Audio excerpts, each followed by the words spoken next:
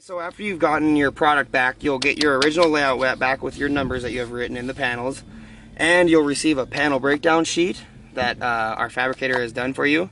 And this is really important for the install. So as we had on that first one, we had the 73.5 measurement of that panel coming off. I just like to start on one side of the house and work my way around. But as you can see, it's a 73.5 here, and you'll find a 73, and then the actual cut length rail is a 72 3/4. The reason it's shorter is so that it gives you a little bit of play in the post so that your rails aren't so tight you can't get them in or out if you ever need to. So, you know, like this one here says 38. So this 38 is actually this 37-inch rail that's going to go there and then just around the entire thing. If you have any sloped ones, it'll show about your slope over here. This is just your rail count essentially, but the most important part is what's on the layout is going to be in this OC section, and then you just look over to the cut length, and that's the actual rail you'll put in that panel. So as you can see, you'll get this piece, you'll get a U channel, and each panel will have two pieces. So how I lay it out is I just take a piece of U channel and I just put it in each route of every post. I put it in this one to show you, and that way it's already out for you, so you don't have to like put one on, screw it on, grab another piece. So then what you do is we use these little silver screws here. They're like a mini self-tapper. They look a lot like what we use for our striker bar and our gates, but they're just silver, and they're stainless, so they're waterproof.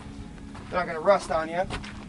So then basically you just take this, if you zoom in close here, you want to line the top of this U-channel just a little below the bottom of that route there, about 1/8 or less below, and then just put your screw in. And then what you can check is you come to the bottom, you can just kind of feel, as long as this U-channel isn't sticking into that bottom route, then you're good to go. Just throw a screw in there, and we put four screws per piece of U-channel. Some people do 3, which you can probably get away with if you're trying to save money on screws or something, but 4 is what we use. And you basically put that on every single post that has a route. Obviously you wouldn't put one on the inside here, because a gate's going here, so you don't need the U-channel. As you're looking at your panel breakdown sheet, the best way to do it is to set up some sawhorses, or if you have a flatbed trailer available, to set up all your rails in one place before you actually pack them out to the fence line. So that's why it's really important to remember what order you went in around your fence.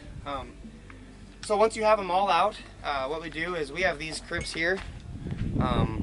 They're a pretty basic crimp here, but you can use whatever kind of crimp. As long as you can get some kind of crimp on your rail, you'll be good to go.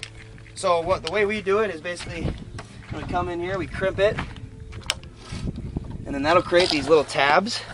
And we put a crimp on both ends of the rail on either side. So technically you'll have 4 crimps per rail. And the best way to do that is just, you know, if you have them in order, just go down crimping all one side and then crimp the other side, go in the opposite direction. And then go to the other side of the rails and basically do the same thing. Once you have your 2 crimps on either end of your rail, and you have all your rails laid out amongst your fence line and the correct panel they go in, basically to start with one end, I usually start with the uphill side, because then gravity will help you to put it in the other side. Just line it up and you can slide it right in, or use a rubber mallet or a hammer. Give it a light tap and it should pop right in. And then line it up with this route. And then the same thing. The best way to do it is just kind of almost like a clap in the motion you want it to go down. And then your rails in nice and snug. And then just go through, and then I always lay my other rails just right next to them. When I'm done building the panel, they're right there for when I need to put the top rail in. So after you have all of your rails popped in, usually we do our panels at 6-foot increments, so it takes about 6 pieces of TNG per panel. So as you can see here, we've laid out 6 pieces on these posts so that it's ready to go right when we're ready to stack it.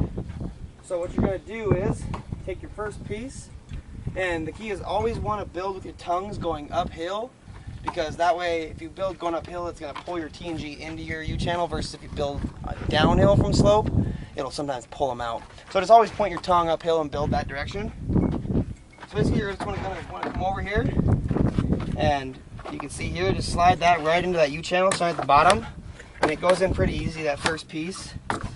Sometimes if you can't get it to go on the bottom like that easy, you just kind of take it and start it up here, and then just slowly work it down.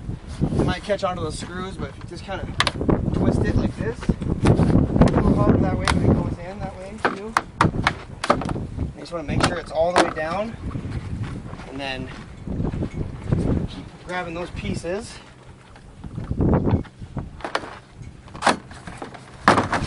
Slide it on down. tongue and groove is easiest to start at the top and just basically slide it like that because it locks into each other.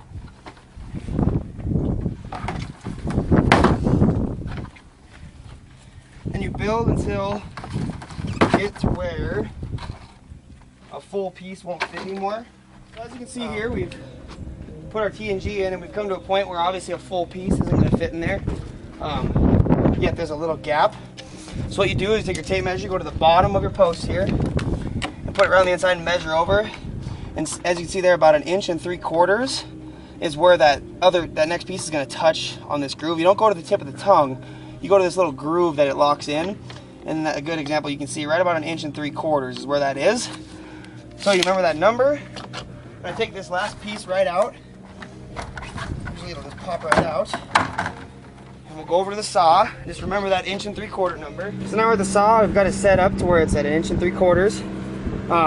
The blade height, you can see on this here, you don't want it too high above the top of your tongue and groove there. So as about there, about a 1/2 inch tops, 1/4 inch tops there. And when you cut, you always want to put your groove side against the fence. Always, always keep the groove side on the fence. Of course, always wear safety glasses because vinyl in the eye does not feel good.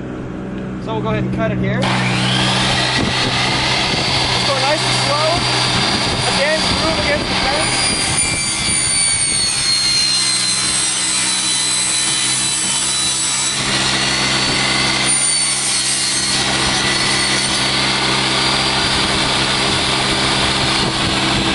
Table saw, we have, essentially your full piece, but this will be the piece we'll need for the part we just measured, and this will start your next panel. So what you'll do is you'll take this piece, basically same thing as you started. It's easy, you'll start in the bottom, you want it in that groove and just work its way up. Sometimes it'll be too tight, so you'll have to start from the bottom and slide it down like we did with that other piece.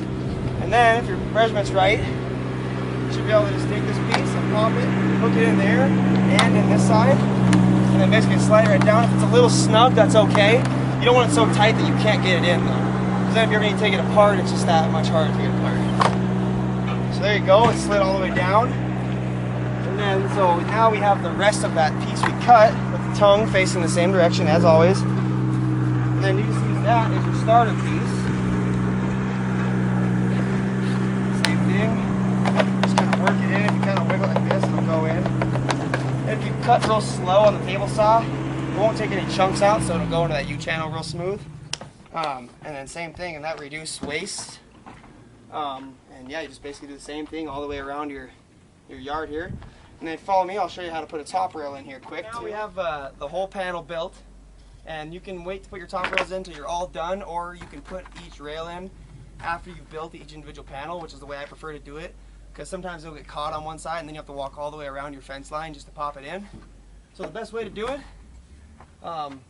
again, same thing, I like to start on the uphill side, and you just take the other side of the rail here that's on this end, and I put it on the opposite side of the post that I'm standing, because that'll give it the right angle to slide right into this route.